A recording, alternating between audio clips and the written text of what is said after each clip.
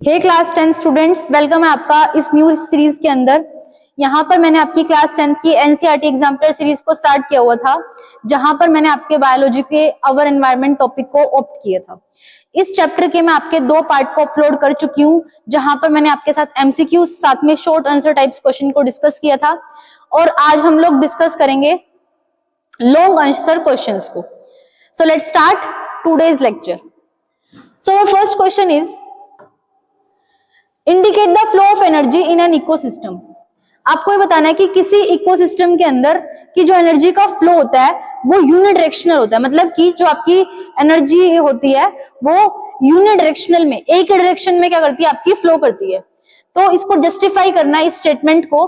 तो हम लोग देख सकते हैं कि इस सिचुएशन के लिए हम लोग क्या करेंगे, ये अगर हमें यूनिडायरेक्शनल में करना है कि कैसे फ्लो करती है, तो बेसिकली जो हमारी फ्लो ऑफ एनर्जी होती है, एनर्जी का फ्लो होता है, फ्लो ऑफ एनर्जी वो कैसी है, यूनिडायरेक्शनल है। कैसे है?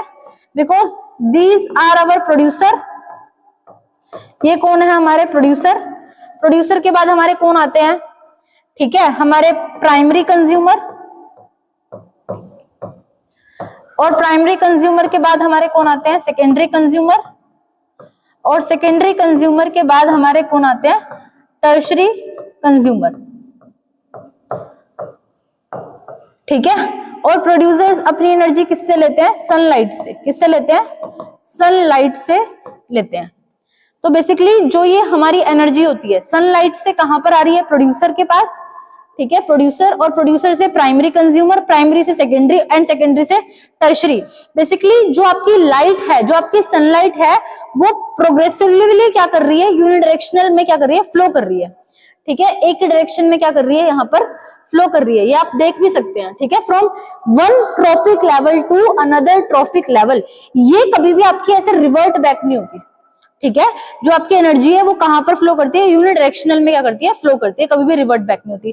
फर्स्ट पॉइंट, बिकॉज क्योंकि आपकी जो एनर्जी है वो कभी भी रिवर्ट बैक नहीं करती है। ये बात आपको ध्यान रखनी है। सेकंड, आपको क्या पॉइंट याद रखना है? बिकॉज हर ट्रॉफिक लेवल पर जो आपकी एनर्जी होती है उसका केवल 10% ही क्या होता है? नेक्स्ट ट्रॉफिक लेवल पर क्या होता है? ट्रांसफर होता है। फॉर एन एग्जाम्पल, अगर मान लो यहाँ पर 10,000 किलो जूल हमारे पास क्या है? एनर्जी है। किसके पास? प्रोड्यूसर लेवल पर। सपोज करते हैं कहां पर है हमारे पास? यहाँ पर 10,000 किलो जूल क्या है? एनर्जी है। तो फिर कितनी होगी? 1000। इसके बाद कितनी होगी? 100। फिर कितनी होगी? 10। और फिर कितनी होगी? 1। तो इस तरीके से हमारे पास सिर्फ 10% ही एनर्जी क्या करती है? हमारी एक लेवल से दूसरे लेवल पर क्या करती है? ट्रांसफर करती है। क्या करती है? ट्रांसफर करती है। तो ये बात आपको ध्यान रखनी है। तो इन 2 रीजन की वजह से कि एनर्जी कभी भी आपकी रिवर्ट बैक नहीं करती, और हमेशा 10% ही एनर्जी क्या होती है? पास होती है। तो इस तरीके से इसका रिवर्स डायरेक्शन में फ्लो नहीं होता, और ये कैसी होती है? यूनिडायरेक्शनल आपकी होती है। क्लियर है सभी को? So our second question is, what are decomposers and what will be the consequence of their absence in an ecosystem? हाँ जी, decomposers हमारे बेसिकली क्या होते हैं? ठीक है, basically decomposers are the organisms, ठीक है, which convert, जो कि क्या काम करते हैं? विच कन्वर्ट ऑर्गेनिक सब्सटेंस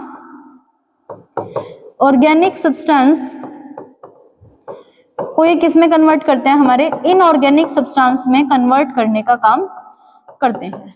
ठीक है, decomposers are the organism which convert organic substance into the inorganic substance. तो ये कौन होते हैं? हमारे डिकम्पोजर्स होते हैं। Basically these are feed on dead and decaying organism, so that it can be converted into organic into inorganic substance। तो हमने पढ़ लिया। डिकम्पोजर्स का और क्या काम होता है? They act as a cleaning agent. ये किसका काम करते हैं? हमारे क्लीनिंग एजेंट का काम करते हैं। किसका काम करते हैं? क्लीनिंग एजेंट का हमारे काम करते हैं। ये कौन? ये हमारे डिकम्पोजर्स। ठीक है, और किस में हेल्प करते हैं? बेसिकली ये हमारे रिसाइकलिंग और रिप्लेनिशमेंट में हेल्प करते हैं। रिप्लेनिशमेंट ऑफ न्यूट्रिएंट में क्या करते हैं? हेल्प करते हैं। तो ये बेसिक बेसिक फंक्शन है जो कि आपको लिखने आने चाहिए। किसके बारे में? डीकंपोजर्स के बारे में। ठीक है, तो बोलते हैं कि अगर हमारे एनवायरनमेंट में से डीकंपोजर्स को बिल्कुल हटा दिया जाए तो हमारे एनवायरनमेंट के ऊपर क्या प्रभाव पड़ेगा, तो ये आपको बताना है। तो बेसिकली हमारे एनवायरनमेंट में फर्स्ट प्रभाव तो क्या पड़ेगा कि ये जो डेड बॉडी होंगी, ठीक है, ये इनकी जो जितनी भी डेड बॉडी होती है हमारे ऑर्गेनिज्म की, वो लाइंग होती जाएंगी। लाइंग का मतलब होता है एक जगह पे इकट्ठी होती जाएंगी, जिसकी वजह से हमारा पोल्यूटेड एरिया हो जाएगा। पोल्यूटेड एरिया हमारा हो जाएगा। ठीक है, ये हमारे एनवायरनमेंट में पोल्यूशन क्रिएट करेंगे। अगर एनवायरनमेंट में से डीकंपोजर्स को हटा दिया जाता है तो हमारा एनवायरनमेंट में पोल्यूशन क्या करेगा? इंक्रीज करेगा। दूसरा हमारा क्या हो सकता है? ठीक है, these are the elements by which the bodies, ठीक है, तो अगर इनको हटा दिया जाता है तो हमारी जो लाइफ साइकिल होती है वो भी इफेक्ट करती है। ठीक है, वो भी क्या करती है? इफेक्ट करती है। अगर हमारा पोल्यूशन होगा, पोल्यूशन की वजह से क्या होगा? हमारी जो भी ये डेड एंड डिकेइंग मैटर है ये हमारे एनवायरनमेंट में रहेगा, जिसकी वजह से क्या होगा? इसके ऊपर ये सॉइल में जाएंगे, सॉइल से कहां पर जाएंगे? आपके प्लांट्स में, प्लांट्स से हमारे अंदर, तो जिसकी वजह से यहाँ पर क्या होगा? The elements by which bodies are made never to be the return as a result of the all the nutrient present in the soil would be exhausted. तो हमारी जो लाइफ साइकिल होंगी वो भी क्या होंगी? इफेक्ट करेंगी, और हमारा एरिया भी कैसा हो जाएगा? यहाँ पर पोल्यूटेड एरिया हो जाएगा। क्लियर है सभी को? हाँ जी। क्वेश्चन नंबर 33 देखेंगे। Suggest any 4 activity in the daily life which are eco friendly. आपको ये बताना है कि आपको ऐसी 4 डेली लाइफ की एक्टिविटीज बतानी है जो कि आपकी इको फ्रेंडली होती है। ठीक है, हम यहाँ पर देख लेते हैं।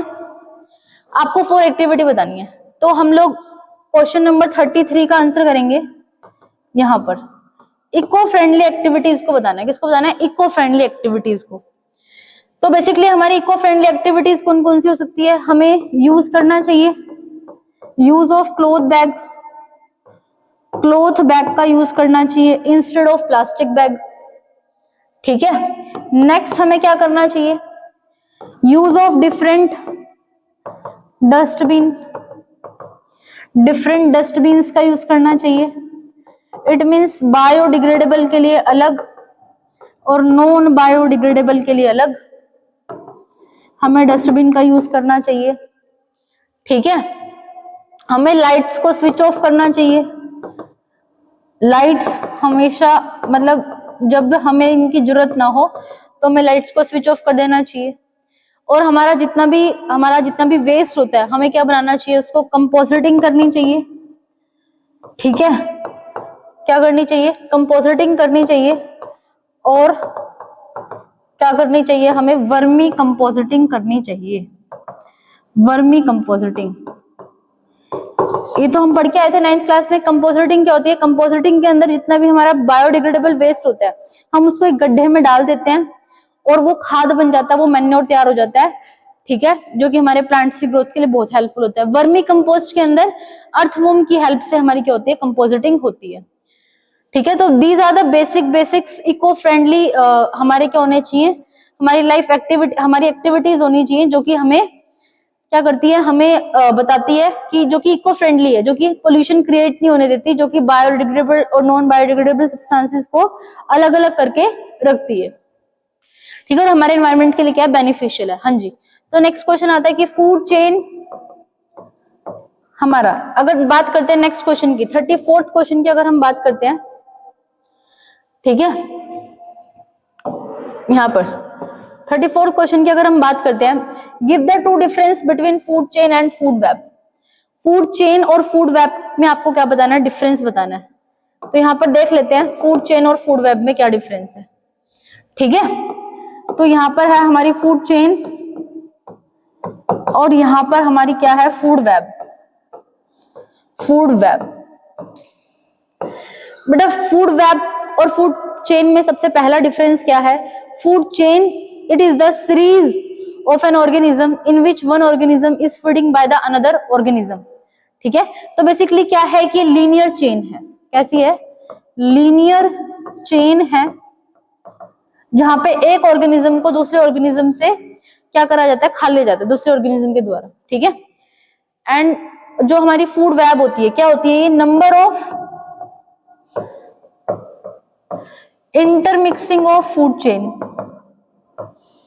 इंटरमिक्सिंग ऑफ फूड चेन, ये आपको होती है, ये बात आपको ध्यान रखनी है। यहां पर एक ऑर्गेनिज्म जो होता है वो एक से ज्यादा ऑर्गेनिज्म के ऊपर अपने फीड कर सकता है, ठीक है, तो खा लिया जाता है, ठीक है। यहाँ पे जो मेंबर होते हैं, member of higher trophic level, higher trophic level feed upon only single organism, single organism के ऊपर क्या करते हैं, फीड करते हैं। यहां पर ठीक है, मोर देन वन ऑर्गेनिज्म के ऊपर हम ये क्या कर सकते हैं, फीड कर सकते हैं।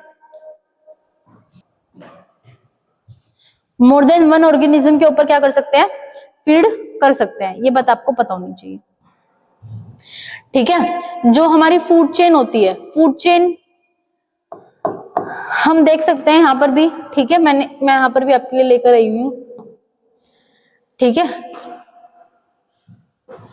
फूड चेन यहां पर आप देख सकते हैं, देखिए ये फूड चेन दिखा रखी है, food chain in grassland ecosystem, देख सकते हैं ये आपकी क्या है, ग्रास है, ग्रास को किसने खाया, ग्रास होपर ने, ग्रास होपर को किसने खाया, फ्रॉग ने, फ्रॉग को किसने खाया, स्नेक ने, स्नेक को होप ने। तो ये आपकी बेसिकली एक फूड चेन दिखा रखी है।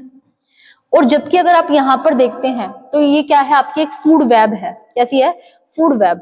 जैसे कि ये प्लांट्स हैं, प्लांट्स को कौन खा रहा है, ग्रास होपर, इस ग्रास होपर को आगे लिजार्ड भी खा सकती है, लिजार्ड को होक भी खा सकती है, ठीक है, होक, ठीक है। तो ये आपकी क्या है, more than one food chains जहां पर आपकी इंटरमिक्स हो जाती है, तो उसे आप क्या कहते हैं, फूड वेब कहते हैं। तो ये क्वेश्चन भी आपका मोस्ट इंपोर्टेंट हो जाता है यहाँ से, तो ये भी आपको पता होना चाहिए। हाँ जी, our next question is name the waste which are generated in your house daily. वो बोलता है कि ऐसे कौन से वेस्ट हैं जो कि आपके हाउस में जनरेट होते हैं। अगर हम बात करते हैं उन वेस्ट की, तो हमारे कौन कौन से वेस्ट हो सकते हैं भाई, हमारे बहुत तरह के हाउस होल्ड वेस्ट होते हैं। हाउस होल्ड वेस्ट जैसे कि फर्स्ट जो होता है हमारा, ठीक है, ये कौन सा क्वेश्चन है भाई, ये क्वेश्चन नंबर 35 के लिए, ठीक है, 35 के लिए। हाउस होल्ड वेस्ट में अगर हम बात करते हैं, हमारे घर से बहुत सारा पेपर निकलता है, पेपर का वेस्ट हो सकता है, ठीक है। हमारे किचन से बहुत वेस्ट निकलता है, हमारी मम्मियां सारा दिन खाना बनाती हैं, तो वहां पर किचन से हमारा क्या होता है, वेस्ट होता है, क्या निकलता है, वेस्ट। हम लोग फ्रूट्स या वेजिटेबल्स खाते हैं, तो वेजिटेबल्स पिल्स एंड फ्रूट का क्या होता है, आपका वेस्ट होता है, ठीक है।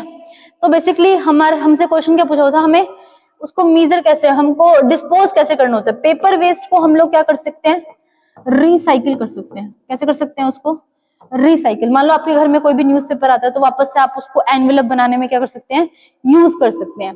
किचन वेस्ट से हम क्या कर सकते हैं, कंपोजिटिंग कर सकते हैं। क्या कर सकते हैं, कंपोजिटिंग कर सकते हैं किचन वेस्ट से। वेजिटेबल और फ्रूट से भी हम लोग क्या कर सकते हैं, कंपोजिटिंग कर सकते हैं। क्या कर सकते हैं, कंपोजिटिंग कर सकते हैं, ठीक है। तो इस तरह के हम लोग क्या कर सकते हैं, इनका अच्छे से मेजर देख सकते हैं, कैसे इनको डिस्पोज कर सकते हैं। हाँ जी, क्वेश्चन नंबर 36 देखते हैं। सजेस्ट द सुटेबल मैकेनिज्म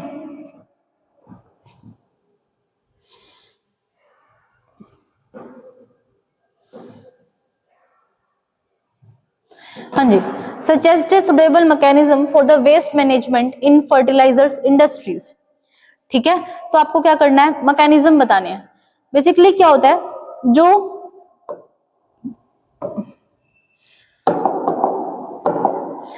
तो आपको बताना है कि जितनी भी आपकी फर्टिलाइजर्स इंडस्ट्रीज होती हैं, वहां से जो आपका वेस्ट बाहर निकलता है, हम उसको कैसे क्या कर सकते हैं, कैसे हम उसको स्टेबल मैकेनिज्म से इस वेस्ट को मैनेज कर सकते हैं।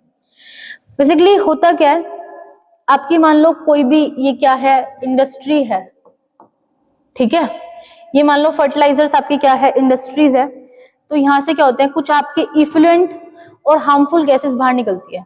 बेसिकली इफ्लुएंट क्या होता है, इफ्लुएंट आपकी कुछ लिक्विड वेस्ट मटेरियल होता है, लिक्विड वेस्ट मटेरियल होता है, और हार्मफुल गैसेस हमारी क्या निकलती है, मेन वेस्ट के रूप में क्या निकलती है, बाहर निकलती है।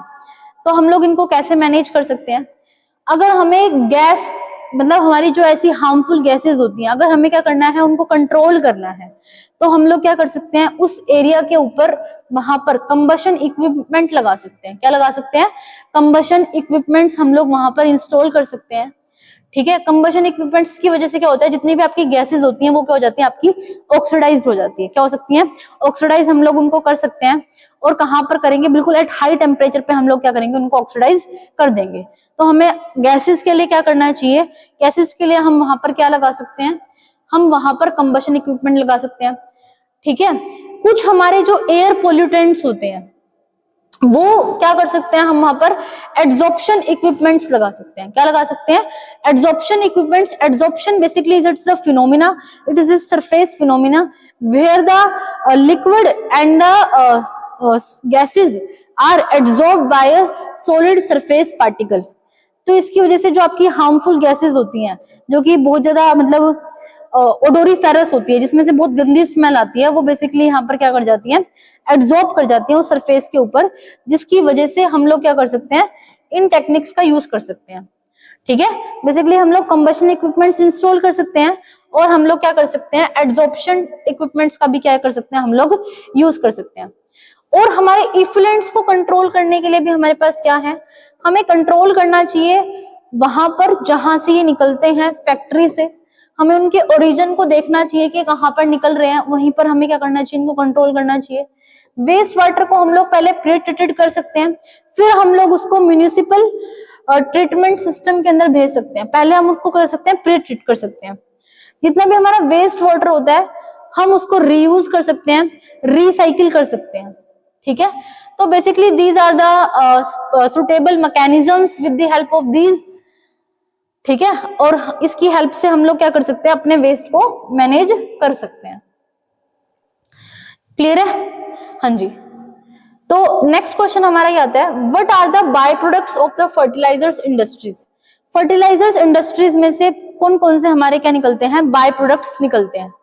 बाय प्रोडक्ट्स का मतलब क्या होता है कि जब भी हमारी कुछ गैसेस बाहर निकलती हैं तो वो कौन कौन सी होती है। बाय प्रोडक्ट्स में जनरली आपके पेस्टिसाइड्स आ जाते हैं और कुछ हमारे केमिकल फर्टिलाइजर्स आ जाते हैं।